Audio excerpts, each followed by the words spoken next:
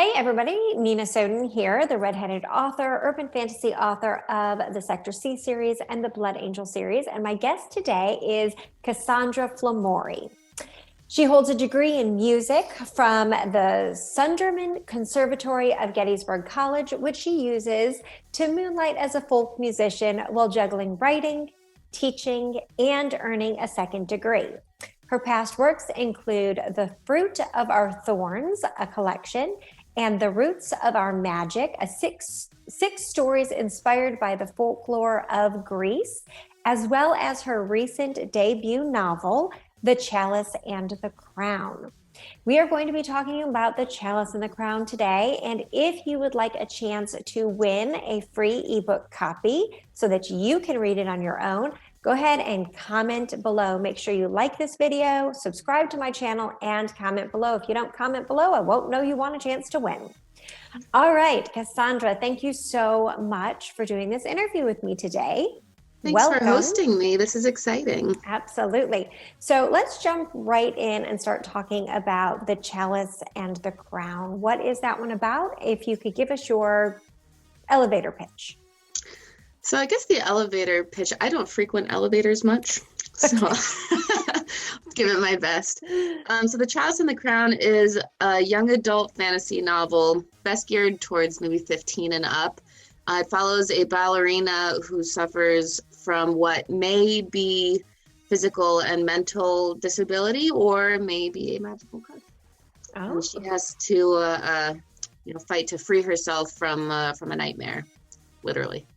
Okay. Now, is this part of a series or is it a standalone book? Right now, it's a standalone. I'm actually working on a companion novel. I wouldn't really call it a sequel because it covers more or less the same time frame as The Chalice and the Crown, but it follows Ari and Sadra, a couple of side characters in Chalice. Okay. And why a ballerina? What drew you to that character? So it's kind of a convoluted journey. So this was my first original work of novel length anyway. And, I rewrote it, 3-4 times. So the final version was pretty different from what I started with. And, I was back when I first started it many, many, many years ago. I started reading books about craft and blog posts and reading a lot of stuff online, and everyone said, beware author insertion, like don't put too much of yourself into the character. But, I knew I wanted her to be ethnic. I wanted her to have, an ethnic heritage. I'm Greek, and I didn't want to do the author insertion thing. And so I chose Russian because the, Greek Orthodox and Russian Orthodox are pretty similar, and there are some overlapping cultural elements, and that just kind of felt right. And while I was researching Russian history and folklore and culture and stuff, I started reading about the Bolshoi ballet in Moscow. I was like, well, this is cool. And I'm a musician, but again, I didn't want to, put too much of myself into it. So I thought, ballet made sense. And also, I think ballet is so cool. Like, if I could be magically good at anything, I would want to be a ballerina. But I can't dance. So, okay. Yeah. Now, you said many, many years. So how long did it take you to write this book from concept to publication? Well, concept, I mean, the book was originally inspired by a nightmare I had when I was 6. And wow. Yeah, and in the final version, the nightmare that I had, not much of it actually made it into the final version. Basically, just the misty forest was all that made it through. Okay. But I toyed with this idea, off and on all through high school and college. But when I think I sat down and started writing this story for real, like seriously, like I'm gonna do it. I'm gonna knock this off my bucket list. I think like 2013. Okay. And I published it in 2020, so 7 years. So it is a labor of lots of hard work. Yeah, certainly. And I mean, it was a great learning process. I learned a ton about craft, about the publishing world, about, finding an agent, finding a publisher, and how the road does not end when you have gotten a publisher Yeah. because, So you are traditionally published then?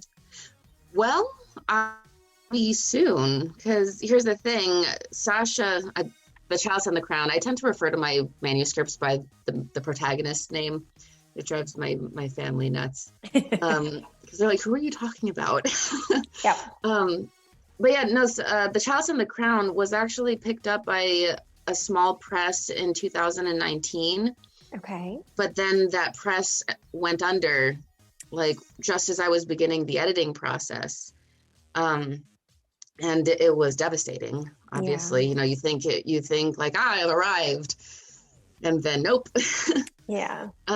So after that happened, I thought about re-entering the query trenches, because I always thought I wanted to do traditional publishing, because I told myself, like, oh, you don't have the hustle or the know-how to self-publish.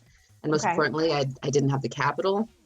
Because again, like every blog post and article you ever see says you have to hire a professional editor, you have to do this, you have to do that. But I thought, like, I hired an editor for my collection, and I've had several short stories published, and I've been edited. And for me, I knew that my biggest weakness would have been the developmental editing. Okay. And I had gotten in one round of developmental edits from the publisher before they went under.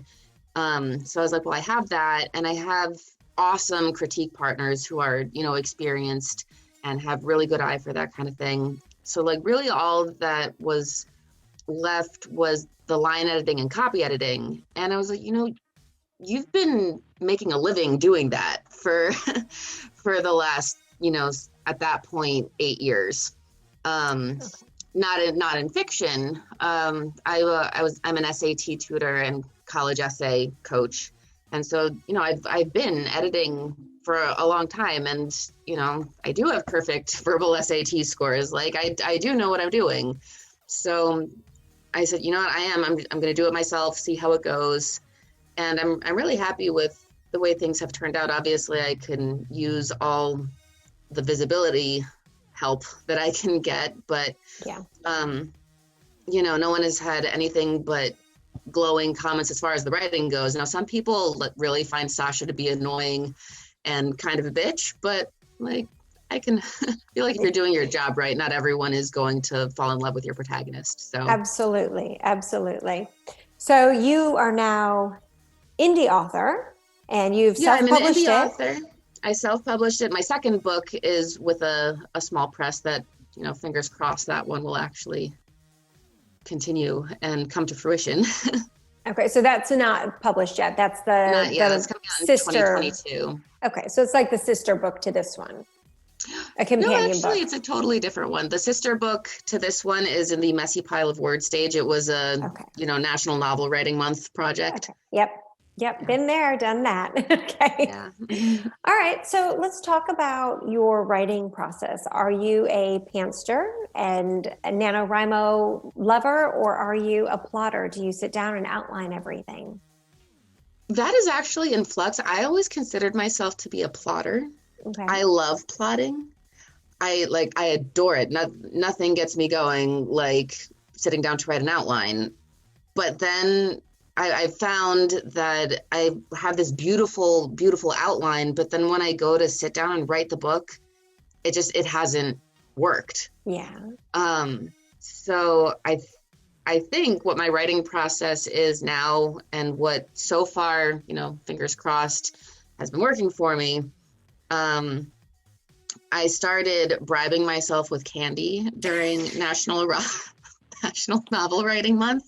Okay. To just, fire the inner editor and just spit it out on the page and not even worry about whether anything makes sense or sounds good or anything. And also working out of order really made a difference.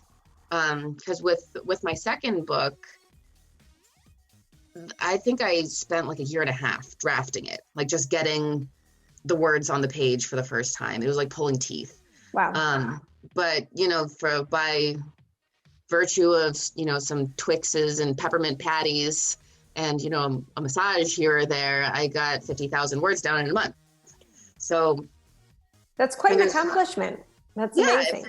It felt great. My pants are a little tighter than they should be at the moment, but it worked. So your book is sponsored by Twix. That's basically. Great. So I think the bribery and the working out of order made a huge difference for me. And so, now that I have kind of a skeleton that I can, kind of put together, I'm going to go back and then do my outlining and figuring out, how the pieces work together, what the progression should be, and then go back and kind of probably end up rewriting it really. But I think it's going to go a lot more smoothly now that I have something to work with. Like I really tend to shine as an editor and, and in revising, and to do that, like you have to have stuff to revise, which has always been my greatest difficulty. So tell me about your first two books. So The Fruit of Our Thorns, a collection. What is that? So the first one was actually The Roots of Our Magic, which is a bilingual collection in English and Greek.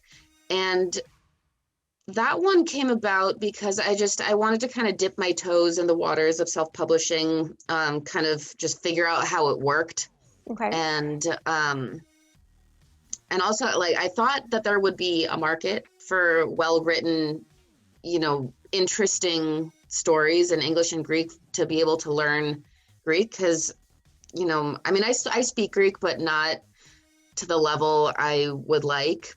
And so do you read and write it better than you speak it then? Well, yes and no. I mean, I can read anything you put in front of me. I'll only understand probably like 60 to 70% of it. Okay. And that's the thing, is that you don't really realize that even at like a third grade level, you're using a lot more vocabulary words when you're writing than you do when you're speaking. Absolutely. And so, I wanted to build my vocabulary by reading, because, that's how I got good at speaking and writing in English. And it's something I love to do. But, the only material available was pretty hokey, so I thought, there must be people out there who would like to read something interesting, like adults who are looking to learn Greek, or, Greek speakers who are trying to learn English. And it seemed like a great idea, but the intersection between people who like to read, people who speak Greek, and people who read Greek is a lot smaller than I thought. Yeah. I went to sell the books at a Greek festival, and so many people came up to me, said, like, this is such a great idea. This looks so cool, but, I don't speak Greek. Or, this is such a good idea. This is so cool, and I speak Greek, but I never went to Greek school, and I never learned to read Greek. I just, I speak it with my family. Or, this is pretty cool. Like, I speak Greek, I read Greek, but I'm not much of a big reader. It's like, duh. So how long did that book take in terms of learning how to put the sentences together and finding the right words to use when you're trying to write in a foreign language? That has to be a lot of research. I didn't write it in a foreign language. I hired someone to translate them. No, my level of Greek is nowhere near good enough to do that. Okay, so have you read it then? Yeah, I read it, and I've been trying to, use it for its intended purpose. And mostly, I also wanted, my family in Greece to be able to read my stuff. Like whenever I see them, I tell them about how I like to write and how I like to read, and now they get to actually see it, which is pretty cool. That is awesome. That is very cool. All right, now tell me about The Fruit of Our Thorns. So that one is a sister collection to The Roots of Our Magic, because I figured, like maybe it would be a good idea to have one that is all in English that like a lot more people can actually read. Okay. So that one has all of the same stories that are in The Roots of Our Magic, plus an additional 6. So like the 6 Greek stories, and then 6 that are largely based in, folklore of the British Isles or like traditional Western fairy tales. Okay. So if you got them both, you could understand the Greek ones a little bit better. Yeah. Well, the ones on the Roots of Our Magic, they're English and Greek. So, Okay. if you only speak English, you're only going to read half the book. Gotcha. So the Fruit of Our Thorns is the one to go with if you don't speak Greek. What I love about the Fruit of Our Thorns is it celebrates girls and women, and not only straight cis girls and women. I felt really strongly that if I was going to do a women themed collection, it couldn't only represent straight cis girls. Like, that's not a collection for women. That is a collection for straight cis girls. Right. Absolutely. Yeah. So I worked as hard as I could.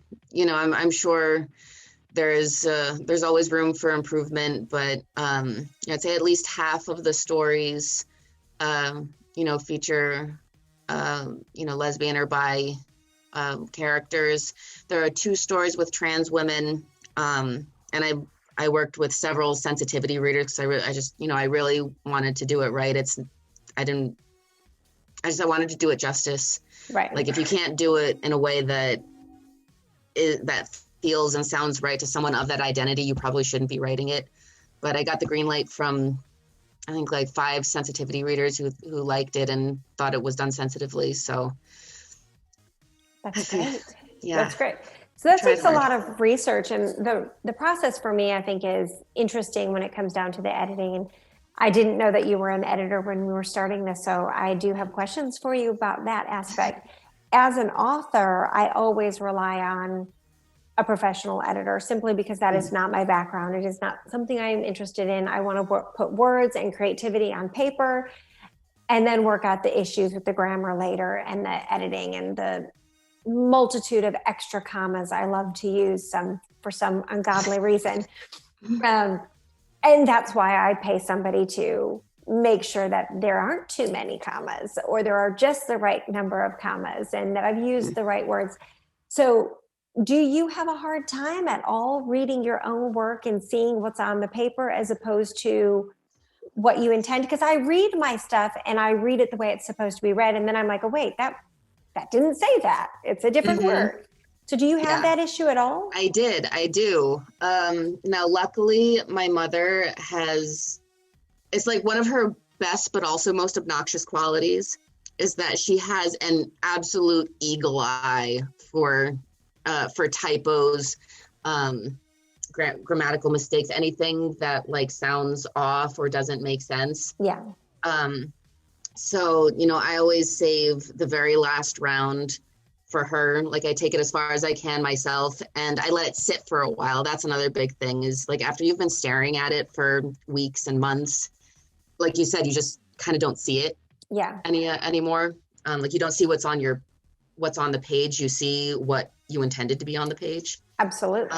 So, letting it sit and simmer for a while is key. And then, just getting fresh eyes on it. But yeah, it definitely, haunted my dreams. Like, oh, what if I missed something? What if this, what that? And also when I sent it to Ingram Spark, I had to resubmit it like 3 times because like every time I got a proof copy, it was like, no, there's another one. Yes, I have been there too. Yeah. I think all of us have. All right, let's talk about what you like to read. What are you currently reading right now? What is your favorite genre to read in? Young adult fantasy for sure. I also like historical fiction. Like when I need a break from fantasy, it's usually historical fiction, sometimes sci-fi, depending on like the kind of sci-fi, and nonfiction as well. I'm reading The Sense of Style by Steven Pinker, which I'm really enjoying. And it's funny how we talked about like editing your work. He has some interesting things to say about that and the curse of knowledge, that it's hard for people to remember that the person you're writing for and the person who's reading your work doesn't know everything that you know. Yeah. And it's so I'm enjoying that. I like to read a lot about psychology. That's what steered me towards Pinker too, because he wrote another excellent book about the evolution of language called The Singing Neanderthals. Okay. I could probably don't have time to talk about that, but it's a really cool book. Okay. Yeah, memoirs too, I really enjoy. So you mentioned the idea of oh, now I just lost my train of thought because you said something else and I was going to jump into it. Yep, lost my train of thought. All right, maybe we'll remember. We'll remember later. Yeah. All right. So do you like ebooks, paperbacks, hardcover, audio? I resisted the Kindle for the longest time because I mean, my preferred is, well, actually, no, my preferred for a long time was paperback. I don't like hardcovers because I feel like they're heavy and clunky. Yep. And I like the feel of a book in my hands, but the Kindle is just way too convenient to not, especially because my fiance goes to bed at 8:00 and I can read now without having to either go in another room or, keep the light on when he's trying to sleep. But actually my preferred these days for a lot of stuff is audiobooks. It has ballooned my amount of reading, and it's the only way I can get my chores done at home. Like if I have to do the dishes, if I don't have an audiobook ready to go, it's like, well, dishes aren't getting done. Sorry. Well, and it does make it nice because you can multitask. You can listen and soak in whatever it is that you're reading. I do, while I'm vacuuming, while I'm sweeping, while I'm cooking, while I'm driving. I love it. And it's opened up the world of reading for my fiance too. He had the hardest time getting through, reading visually. Yeah. But so he's been wanting to start reading more for the longest time, and every year for the last like 3 or 4 years he said, I want to read 20 books this year, and it'd be like half a book, or like maybe one book. But I got him on audiobooks and he's crushed it. I think he's at like 28 or something. And it does make reading so much more I say reading, it's reading.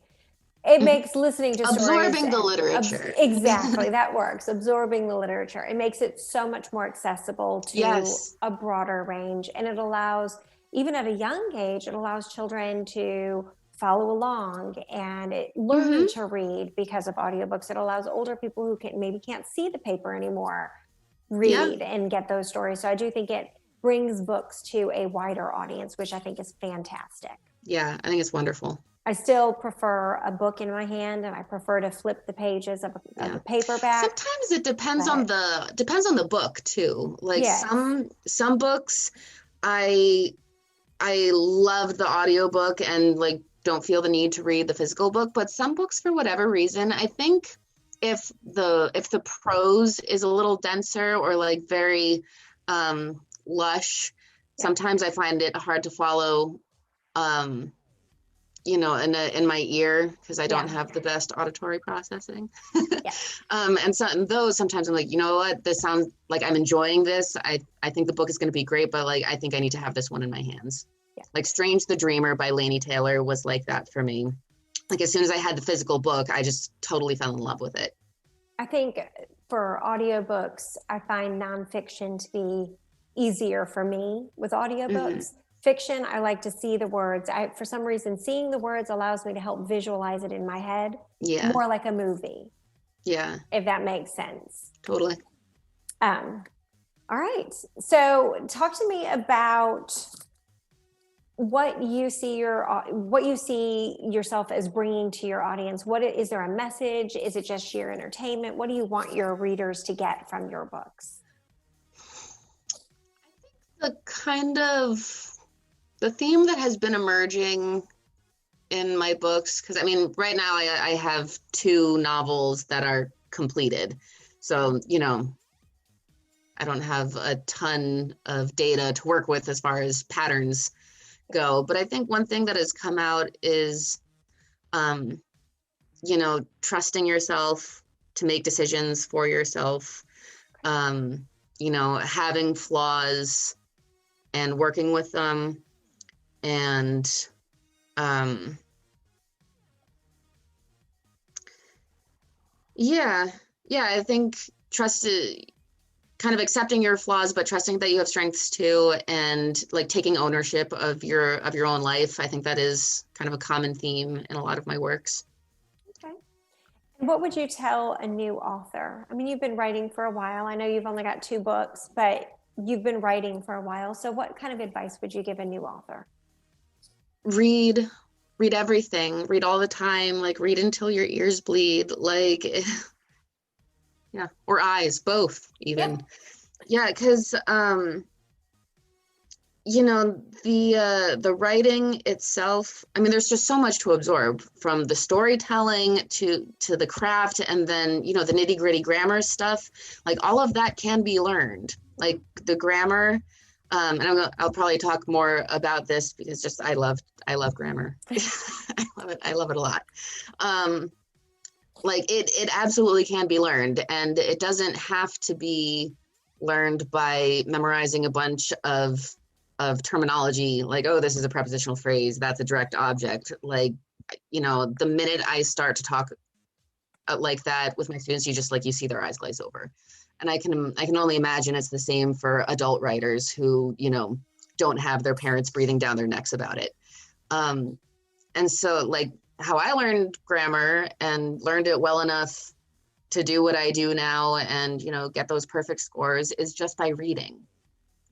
Seeing it does a lot more for you to see the rules put into effect over and over and over again. Like that'll do you way more good than learning the terminology and learning things through instruction. Now, that's not to say that instruction won't do anything, because it can be very helpful to have someone point out, like, that's what's happening right here, like this is the pattern that you're seeing, this is the rule.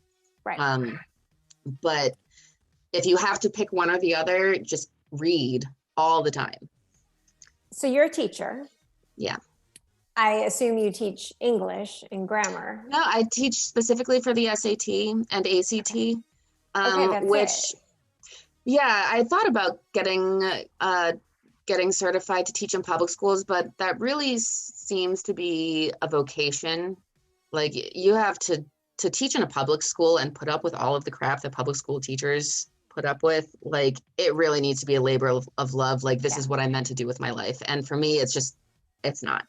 And the other reason I love tutoring rather than teaching is the one-on-one aspect. And also I can teach for utility as opposed to, curriculum standards.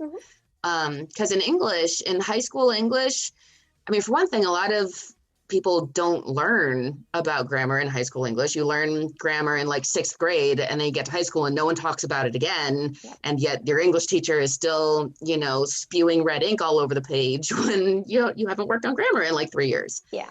I have a lot of beef with traditional public school and the way they teach English, because I think that they've completely lost touch with, like, well, what is the objective here? Are we trying to instill a love of reading in students? Because hammering, beating them over the head with a bunch of old white guys no, that's not going to do it. And like, if the objective is to teach them about the English language as it's used today, you're not doing that either. You're not teaching grammar, and the stuff that they're reading is not going to help them write coherently today, because the punctuation conventions, the vocabulary conventions, the syntax, like everything about writing was completely different 200 years ago. So Absolutely. like what are we accomplishing? Yeah. Sorry, rant concluded. I love it. It's great. That's fantastic. Is there anything else that you would like to share about either yourself or your books with my audience? Yes. So the first thing I think would be to let everyone know that I do have another book coming out in 2022 from Parliament House Press. This one has nothing to do with the Chalice and the Crown. It's a completely different book, but I love it. It's very near and dear to my heart, because I kind of threw the whole author insertion thing out the window. Because the other bit of advice that I have since come across is write the book only you can write. Yeah. So this book follows a Greek American protagonist, and and really beyond that, we don't have a ton in common. So it's also very firmly rooted in traditional Greek folklore, which is not what you think it is. A lot of people hear Greek and magic and they think classical mythology. And the Greek folklore, it's not totally dissociated from that, but it is a distinct system. And in fact, I think has at least as much in common with, or even maybe a little more in common with, like the British folklore with like fairies and changelings, and also some overlap with like the Slavic folklore that people who have read Catherine Arden's Winter Night trilogy might find kind of familiar. And the other thing is that it's set in the Greek mountains. And I feel like whenever you see Greece in literature, it's the islands, it's the beaches, like there's a whole rest of the country. And for me, I mean, the mountains are just magical. Like they're my favorite place in the world. So, the story and the history and the culture being presented in this book, I feel really strongly about it, and I'm so excited for people to see it. So it's listed on Goodreads with like the placeholder image until I get the cover design. So if anyone wants to go and add that to their TBR, that would help me out a lot. The other thing that I would like people to know is that I am hosting a series of grammar workshops. And for now, they're free because, it is kind of in the pilot stage. I'm really looking for guinea pigs. Because, the way I teach grammar for high school students, I think would be of great help for writers too, because, it's very focused on like, this is how you use this concept, rather than, this is what it's called, or this is the exact term. So where can people sign up for that? So I'm going to be having people sign up through a form, so it's not totally free. I would like to get your email address. So I'm going to have a form where you can enter your email address, and then once you confirm your email subscription, you'll have access to a Google Docs folder that has the Zoom invite, the information, the worksheets, everything you need. Awesome. Can you send me a link to that so that I can put that in the description absolutely. below? All right. So if anybody is interested in this class, the link is in the description below. Yeah. All right. Perfect. Any tips for authors out there? I know you just gave a really good one, which is write the story only you can tell. And I'm a firm believer that not every book is for everybody, but we all have a story in us. So write that story. If you are interested in writing, write that story. Do you have anything else in terms of tips for writers? Just keep going. Your rejections are going to happen. Things aren't going to work out, and just keep trying, and don't accept that it's whatever is going to happen for you is probably going to take a while, and kind of take your eye off of the bullseye and just focus on the task in front of you. That's great advice. All right. I like to end all of my interviews with in honor of James Lipton, his questionnaire from Inside the Actors Studio. So it is 10 questions. There are no wrong answers. All I ask is that you answer what first comes to mind. Don't sit and ponder and think. Okay. There are no wrong answers. Okay? And no explanations needed, just an answer. Okay. What is your favorite word? Fart. It's just funny. Not the most mature, but it's true. Okay. What is your least favorite word? Up and atom. I mean, it's a phrase, but. Okay. Nope, I get it. What turns you on? Support, like honest support. Okay. What turns you off? Hypocrisy. What sound or noise do you love? Purring. What sound or noise do you hate? The sound of a blender grinding up ice. Yeah. What is your favorite curse word?